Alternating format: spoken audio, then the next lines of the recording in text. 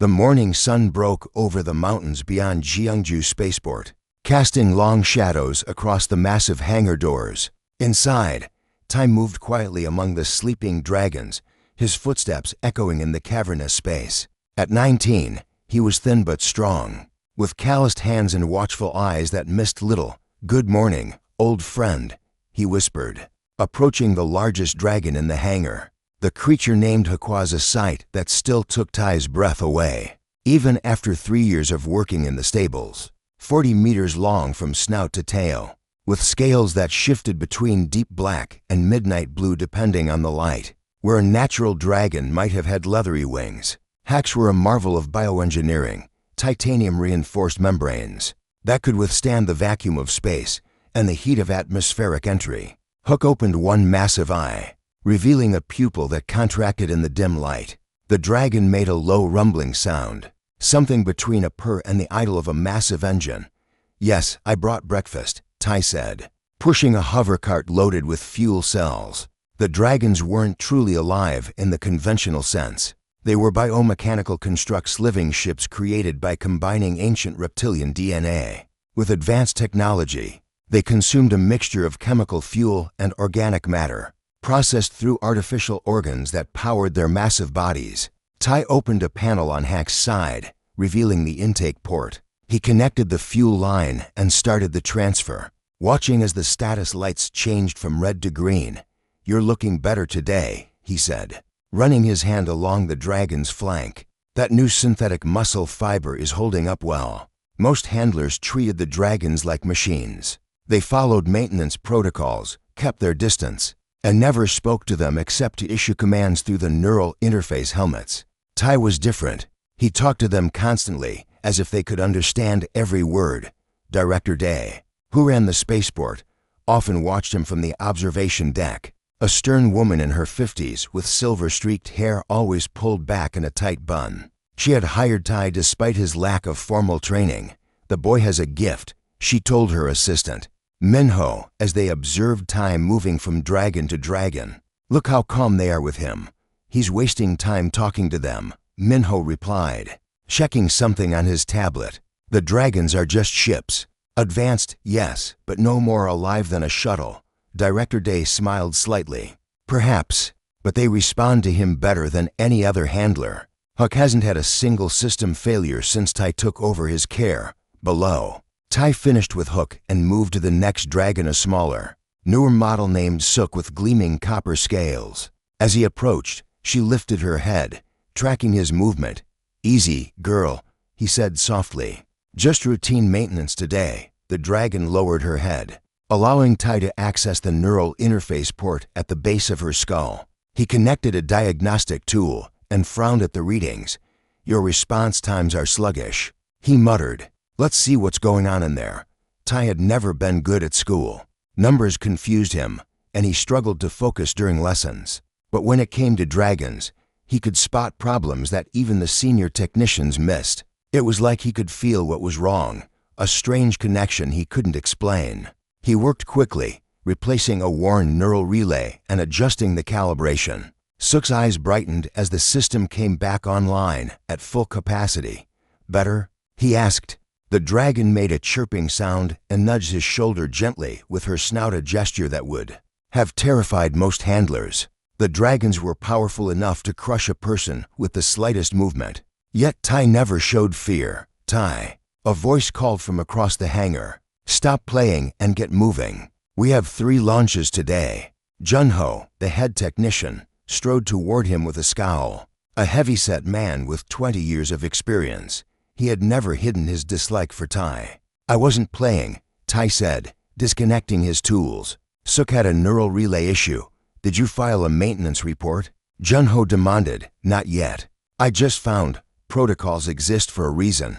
These aren't pets, they're billion-1 assets that carry hundreds of passengers between worlds."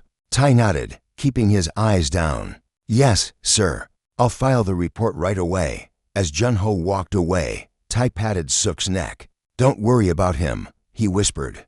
"He means well." The morning passed quickly as the spaceport came to life. Passengers arrived for the daily flights to the lunar colonies and Mars. The first dragon, a green-scaled transport named Dury, was prepared for launch. Its cargo holds filled with supplies and its passenger compartments checked for safety. Tai watched from the sidelines as the neural interface pilot, a woman named Yuna, connected with Dury through her helmet. The dragon's eyes glowed brighter as the link established. Its massive body, now an extension of Yuna's will, neural link stable, announced a technician. All systems nominal.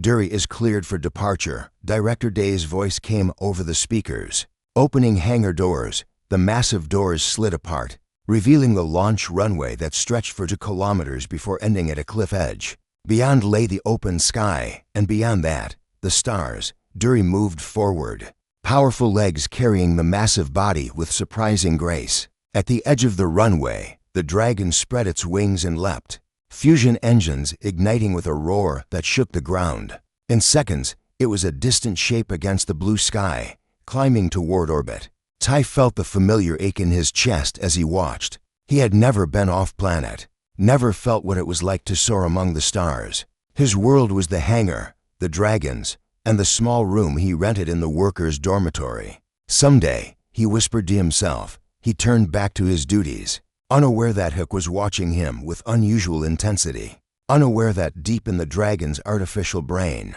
ancient programming was stirring to life, recognizing patterns in Tai that no one else could see, unaware that across the galaxy, something was coming, something that would change everything.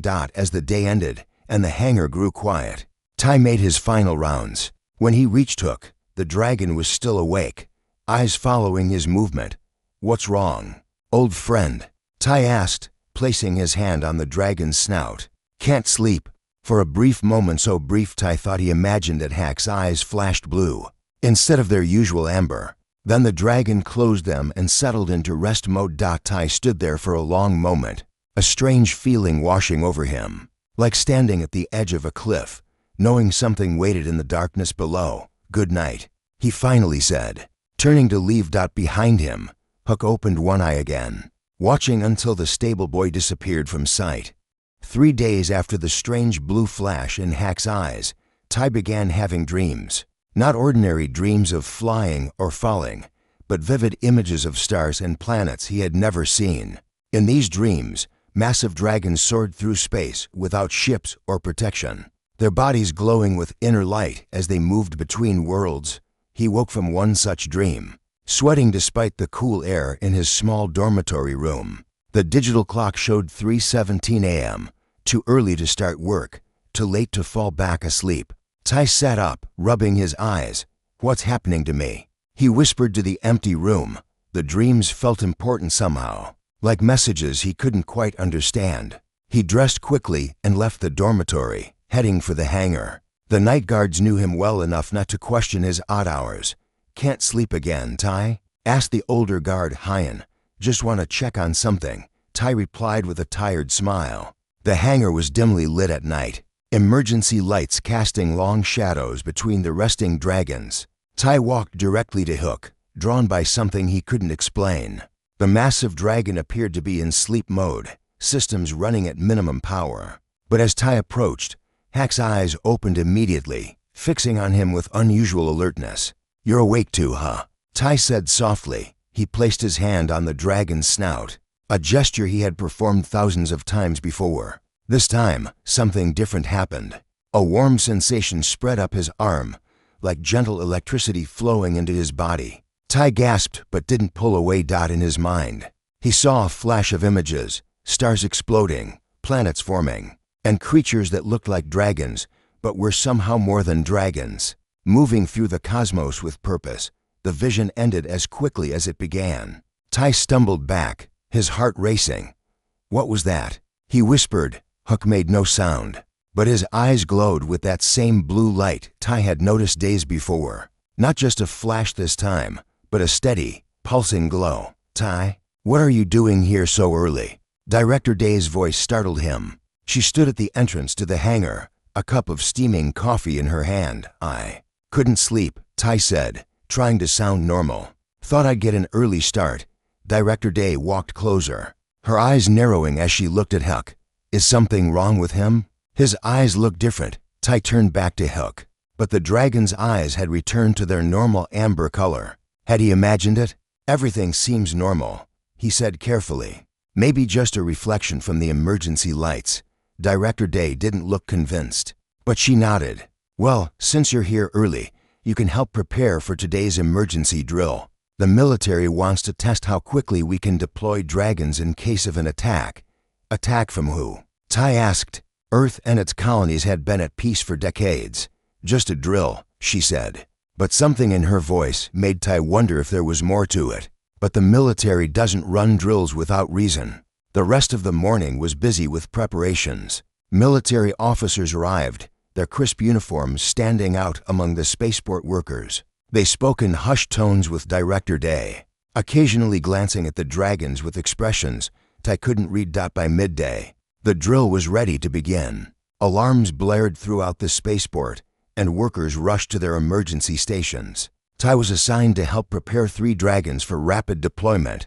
Move faster, shouted Junho, the head technician. In a real emergency, we have minutes, not hours. Ty worked quickly, connecting neural interfaces and checking fuel levels. When he reached Hook, the dragon was already alert, systems running at full capacity before anyone had activated them.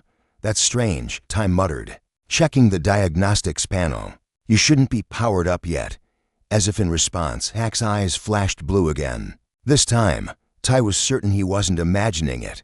The drill continued around him, but Ty felt strangely disconnected from it all. Something was happening, something beyond military exercises and emergency protocols. That night, after the drill ended, Director Day called Ty to her office. It was a sparse room with a large window overlooking the hangar floor. She gestured for him to sit. You've been working here for 3 years now, she said, studying him. And in that time, I've noticed something unusual about you. Ty shifted uncomfortably. Ma'am, the dragons respond to you differently. Especially Huck. She leaned forward. Why do you think that is, I don't know, Ty said honestly. I just treat them with respect. Director Day nodded slowly. There's something I need to tell you, Ty. Something few people know. She pressed a button on her desk, and the office windows darkened for privacy. The dragons aren't just what you think they are.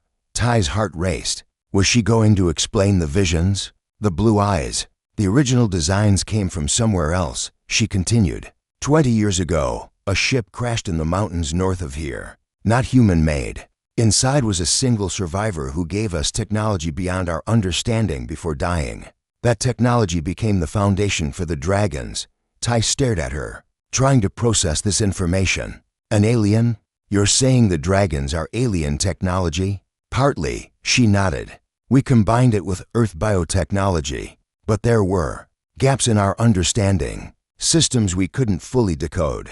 The survivor left messages we still haven't completely translated. She pulled out an old tablet and showed Ty an image. Strange symbols that looked like flowing lines and curves. This is their language, she said. And recently, our systems detected these same symbols appearing in Hack's neural network. Symbols that weren't there before. Ty looked at the symbols and felt a strange sense of recognition, as if he had seen them in his dreams. Why are you telling me this? He asked. Director Day's expression grew serious. Because today's drill wasn't just a drill, Ty. Our deep space monitoring stations have detected something approaching our solar system. Multiple objects moving faster than any known ship. She pulled up another image on her screen, distant points of light moving information. They'll reach Earth in 3 days, she said quietly. And we have no idea what they want. As if on cue, an alarm sounded throughout the spaceport. Not the practice alarm from earlier, but the real emergency signal. Director Day's communication device buzzed urgently. What is it? She demanded, answering the call. The voice on the other end was panicked. Director, something's happening with the dragons. All of them they're activating on their own. Ty and Director Day rushed from the office to the hangar floor. What they saw stopped them in their tracks. All 12 dragons in the facility were awake. Their eyes glowing with the same blue light Ty had seen in Huck. They stood in perfect formation. Heads turned toward the sky as if listening to a distant call. And at the center of it all was Huck, the largest and oldest dragon, who turned his massive head toward Ty and did something no dragon had ever done before. he bowed.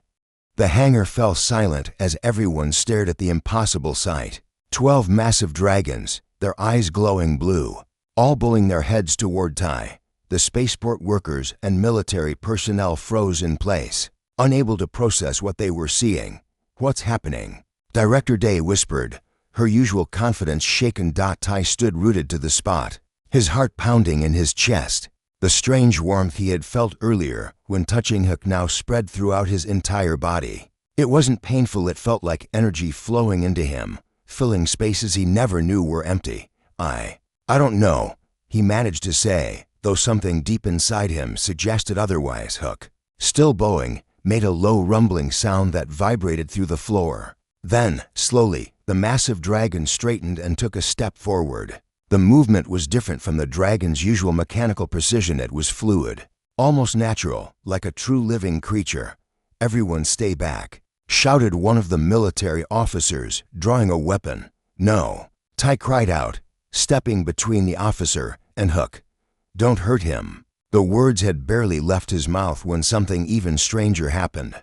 Hack's outer skin, the metallic scales and visible mechanical components began to shift. Plates of armor separated, revealing something underneath that glowed with the same blue light as the dragon's eyes.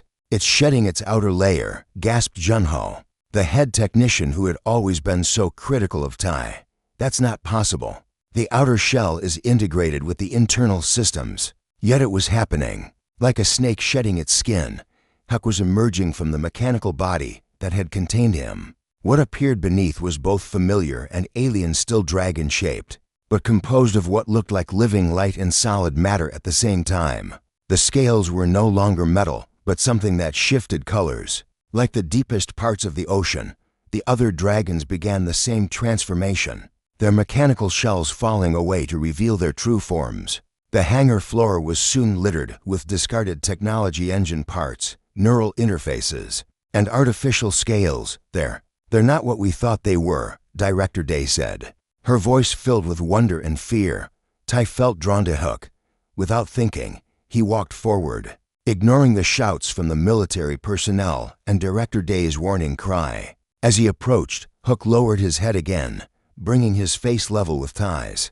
The moment Ty placed his hand on Hack's snout, the connection that had been building for days snapped into place. Images flooded his mind, not random flashes this time, but a coherent story told in pictures and feelings. He saw a distant world circling a red sun. He saw creatures like the transformed dragons living in harmony, building a civilization that spanned planets. He saw terrible crystalline ships appearing in their skies, bringing destruction. He saw the dragons fleeing across the stars, hiding their true nature to escape their hunters. And he saw Earth a safe haven where they could hide in plain sight, disguised as technology. When the vision ended, Ty found himself on his knees, tears streaming down his face. He understood now. They're refugees, he said, his voice stronger than before. The last survivors of their kind. Ty, get away from them. Director Day called out. We don't know what's happening. But Ty stood his ground. I know what's happening, he said. They're waking up because they have to. The things coming toward Earth are the ones who destroyed the dragon's homeworld. They've been hunting them across the galaxy for thousands of years. How could you possibly know that? Demanded one of the military officers. Because Hook showed me, Ty replied simply. They've been hiding among us, disguised as our technology. But now they need to reveal themselves to protect us and themselves, as if to confirm his words. The hangar doors began to open. No one had activated them, yet they moved smoothly, revealing the night sky beyond. The transformed dragons raised their heads, looking toward the stars with purpose. They need to leave, Ty said, understanding flowing through him. They need to prepare. Prepare for what? Director Day asked, approaching cautiously. War, Ty answered. The same war that destroyed their home. It's followed them here. A new alarm sounded throughout the facility, the deep space alert. One of the military officers received a message through his earpiece, his face paling as he listened. The objects we detected have accelerated, he reported. They'll reach Earth's orbit in 12 hours, not 3 days as we estimated. Panic spread through the hangar as workers and military personnel realized the threat was real and imminent. Director Day took charge, issuing orders for evacuation procedures and defense protocols. Through it all, Tai remained beside Hook, the connection between them growing stronger by the minute. He could feel the dragon's thoughts now not in words, but in concepts and images that his mind translated into understanding. "They need me," Tai said suddenly. Turning to Director Day, "The dragons, they need me to go with them. Go with them." "Where?" she asked. "To meet the others," Tai explained. "There are more dragons hiding throughout our solar system, some disguised as ships, others as satellites or space stations. They need to be awakened to."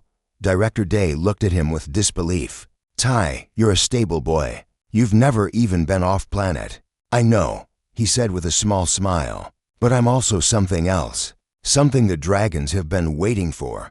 He didn't fully understand it himself, but the knowledge was there in his mind. Placed by Hook, his DNA contained a rare combination of genes, a key that could unlock the dragon's true power. It was why they had always responded to him differently. Why Hook had chosen to reveal the truth to him first. "The invaders are called the Dominion," Tai continued, information flowing through him. "They consume worlds for resources. They destroyed the dragon's homeworld because the dragons tried to stop them from taking other planets. Earth is just their next target." As he spoke, Hook lowered his body in a clear invitation. The dragon's back, once covered with mechanical interfaces for pilots, now featured a natural saddle-like depression. "You can't seriously be thinking of getting on that thing," Junho said, staring at Tai with wide eyes. "I have to," Tai replied.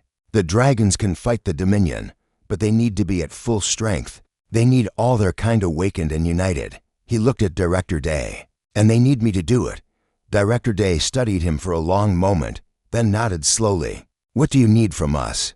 "Time," Tai said. "And faith." With that, he climbed onto Hack's back, settling into the natural seat between the dragon's shoulder blades. The connection between them strengthened instantly, and Tai could feel Hack's thoughts more clearly now. The other dragons moved into formation behind them, their transformed bodies glowing in the darkness of the hangar. As one, they moved toward the open doors and the night sky beyond.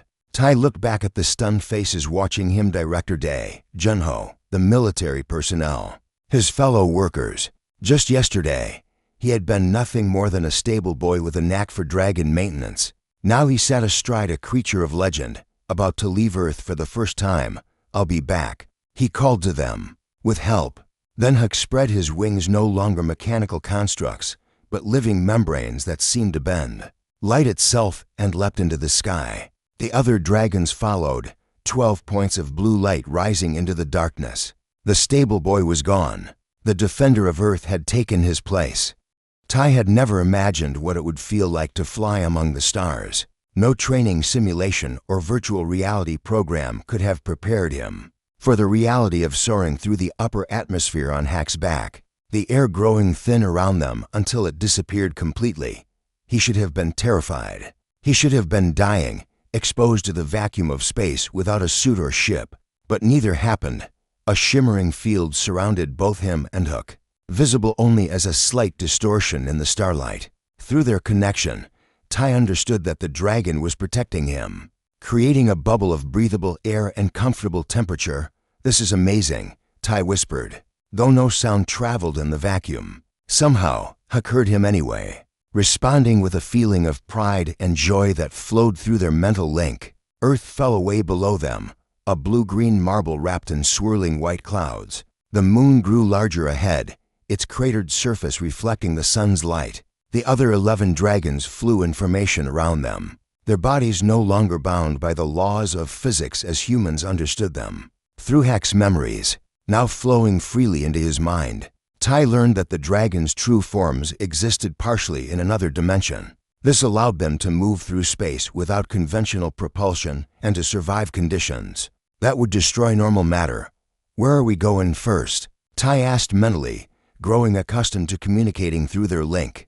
Images appeared in his mind, a mining station orbiting Mars, where 3 dragons lived disguised as heavy machinery. Then a research outpost near Jupiter's moons, where another 5 waited. Finally, the outer reaches of the solar system, where the oldest and largest dragons had hidden themselves among the comets and dwarf planets.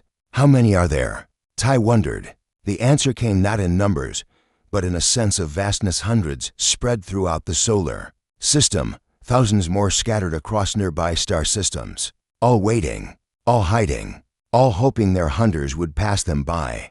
They reached the Mars mining station in what seemed like minutes. Though Tai's watch showed that hours had passed, time felt different out here, stretched and compressed at once. The station was a collection of domes and towers built into the side of a massive crater. As they approached, Tai could see tiny figures in pressure suits moving between buildings. Unaware of what soared above them, HAK sent out a call, not a sound, but a pulse of energy that Tai felt rather than heard. From within the station, something responded. 3 of the largest mining machines, used to dig deep into the Martian soil, suddenly stopped their work. Their operators, visible through control cabin windows, appeared confused as their equipment shut down. Then, to the astonishment of everyone on the station, the machines began to change. Metal plates shifted and separated, revealing the same glowing forms that had emerged from the dragons at the spaceport. Within minutes, 3 new dragons rose from the mining site, shedding their disguises like old clothes. Alarms blared across the station. Emergency protocols activated as workers ran for shelter, believing they were under attack. Tai wished he could explain, could tell them there was no danger, but there was no time. The 3 newly awakened dragons joined their formation, and together they sped toward Jupiter and its moons. The pattern repeated at each location, disguised dragons awakening at Hak's call, joining their growing fleet. By the time they reached the outer solar system, 37 dragons flew with them, a sight that would have been impossible to hide from Earth's telescopes and sensors. They must be panicking back home, Tai thought, imagining the chaos as reports came in of dragons appearing throughout the solar system. Hak shared an image of Director Day speaking to world leaders, explaining what little she knew. Some believed her, others prepared weapons, fearing an invasion from within. The final destination was a small, icy moon in the distant reaches of the solar system. It looked unremarkable, just another frozen rock among thousands. But as they approached, Tai sensed something different about it. It's not a moon, he realized with shock. It's a ship. The entire moon was a disguised vessel, the largest dragon ship in existence. As Hak sent out his call, the surface of the moon began to crack and shift. Ice and rock fell away, revealing a massive dragon unlike any Tai had seen before. It was at least 10 times larger than Hak, its body glowing with deep purple light instead of blue. The great dragon's eyes opened, ancient, wise, and filled with both sorrow and hope. When it looked at Tai, he felt a presence touch his mind. Far more powerful than Hak's. You have found the one, the ancient dragon communicated to Hak. After all this time, Tai felt Hak's response, pride mixed with urgency. There was no time for celebration. The Dominion was coming. The ancient dragon, whose name translated in Tai's mind as something like First Light, called to the others. From hiding places throughout the outer solar system, more dragons emerged. Some had been disguised as comets, others as small moons or asteroids. Within hours, over 100 dragons had gathered, forming a vast swirling cloud of living light. First Light approached Tai directly, its massive head larger than Hak's entire body. It studied him with eyes that seemed to see through him, into his very soul. You do not yet understand what you are, the ancient dragon communicated. But you will. Before Tai could ask what this meant, a new sensation washed over the gathered dragons, a feeling of dread and recognition. First Light turned away, looking toward the outer darkness beyond Pluto's orbit. They are here, the ancient dragon announced. In the distance, points of light appeared, not the warm, living light of the dragons, but cold, sharp brilliance like cut crystal. The Dominion fleet had arrived earlier than expected. Through the dragon's shared knowledge, Tai saw the enemy clearly. The Dominion ships were geometric structures, perfect tetrahedrons, cubes, and spheres that seemed to be made of living crystal. They moved with unnatural precision, forming complex patterns as they approached. How many? Tai asked, feeling a chill despite the protective field around him. 500 ships in this vanguard, First Light answered. Thousands more will follow if they succeed. What do they want? Everything, came the simple reply. They consume worlds, strip them of resources, and move on. They destroyed our homeworld when we tried to stop them from taking others. And now they've followed you to Earth, Tai said, understanding at last. No. First Light corrected. They were already coming here. Earth has what they need: water, minerals, organic matter. We fled here long ago because we foresaw this day would come. We hid among humans, waiting for one like you to awaken us when the time was right. The Dominion fleet drew closer, their crystal ships glinting in the distant sunlight. They had detected the gathering of dragons and were adjusting their course to intercept. We are not yet at full strength, First Light communicated to all the dragons. But we must fight now, or Earth will fall. Tai felt Hack's determination flow through their link. The dragon was ready to fight, ready to die if necessary to protect both his kind and the humans who had unknowingly sheltered them. What can I do? Tai asked, feeling small and unprepared in the face of such a threat. First Light's answer came with a surge of energy that flowed from the ancient dragon to Hook, and through Hook to Tai. You are the bridge, First Light explained. Through you, we can unite our power as we once did long ago. Through you, we can remember what we were before we hid ourselves away. The energy continued to build within Tai, filling him with knowledge and strength beyond anything he had ever imagined. He saw the pattern now: how the dragons could move together, fight together, their individual powers combining into something greater than the sum of its parts. I'm ready, Tai said, straightening on Hack's back as the first Dominion ships came into range. The stable boy was about to become a warrior. The final battle for Earth was about to begin. The void between worlds became a battlefield unlike any in human history. 200 dragons faced 500 Dominion ships, outmatched in numbers but burning with determination. At the center of the dragon formation flew Hook with Tai on his back, their minds now so deeply connected that it was hard to tell where one ended and the other began. They're spreading out, Tai observed as the crystal ships formed a wide net, trying to surround the dragons. First Light, the ancient purple dragon, moved to the front of their formation. They remember our ways of fighting. We must show them something new through their mental link. First Light shared a battle plan with all the dragons at once. Tai saw it unfold in his mind: complex movements and energy patterns that would allow them to break through the Dominion's lines. Now, First Light commanded. The dragons surged forward as one. Instead of breathing fire like the dragons of Earth legends, they released beams of concentrated energy from their mouths and chests. The beams cut through space, striking the nearest Dominion ships. Where they hit, the crystal structures cracked and splintered. The Dominion responded immediately. Their ships fired back with weapons that bent light itself, creating distortions in space that threatened to tear the dragons apart at the atomic level. Evasive pattern,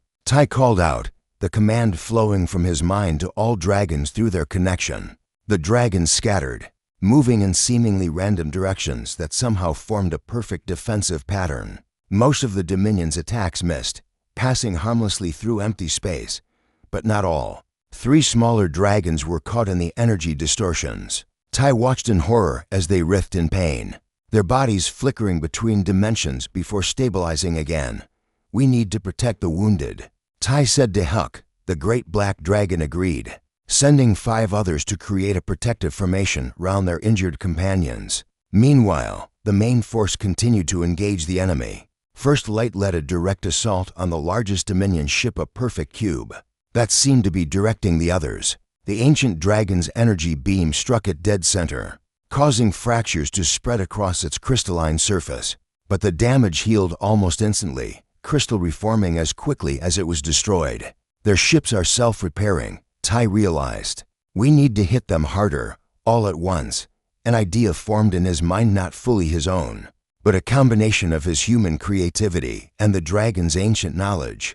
He shared it instantly with First Light, who considered it for only a moment before agreeing. All dragons, form the spiral, First Light commanded. The dragons began to move in a new pattern, circling around a central point and gradually tightening their formation. As they moved, energy flowed between them, connecting each to all others. Tai felt the power building, flowing through him as the focal point. The Dominion ships adjusted their formation, concentrating their weapons on the gathering dragons. Energy distortions ripped through space toward them, Hold formation. Tai called out, even as Hick twisted to avoid a direct hit. Just a little longer. The spiral tightened further. Now the dragons were so close they almost touched, their bodies forming a living sphere of light. At the very center, Hook and Tai hovered, channeling the combined energy of all 200 dragons. Now, Tai and First Light commanded together, the energy released all at once, not in beams or bolts, but as an expanding sphere of pure power that rippled outward in all directions. When it reached the Dominion ships, it didn't damage them physically. Instead, it disrupted the very frequency they existed on, temporarily shifting them half out of reality. In that moment of vulnerability, the dragons attacked. They broke formation and streaked toward the enemy ships, targeting the fractures and weak points revealed by the energy wave. Dozens of Dominion vessels shattered under the assault, their crystal fragments scattering across space. But the Dominion was far from defeated. The remaining ships regrouped quickly, forming a new defensive pattern. From the largest vessels, smaller crystal drones emerged, thousands of them, each the size of a human, but just as deadly as the larger ships. They're adapting, First Light warned, and reinforcements are coming. In the distance, space itself seemed to fold as more Dominion ships appeared, the main fleet arriving to support the vanguard. Tai felt a moment of despair. They had fought well, but there were simply too many. Even with all their power, the dragons couldn't defeat an endless army. Then he remembered something, a piece of knowledge that had flowed into him during his connection with Huck, but that he hadn't fully processed until now. The Nexus, he said suddenly. We need to reach the Nexus. First Light's surprise rippled through their mental link. You know of the Nexus? That knowledge was hidden deep. What is it?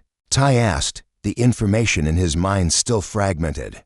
A place between dimensions where our power is strongest, First Light explained. We haven't been able to access it since we disguised ourselves. But through you, can we reach it from here? We must try. Gather close, all of you. The dragons formed a tight cluster again, but this time with First Light at the center and Hook and Tai just behind. The ancient dragon began to glow more intensely, its purple light deepening until it was almost black, yet somehow still radiant. Focus through the one, First Light instructed the others.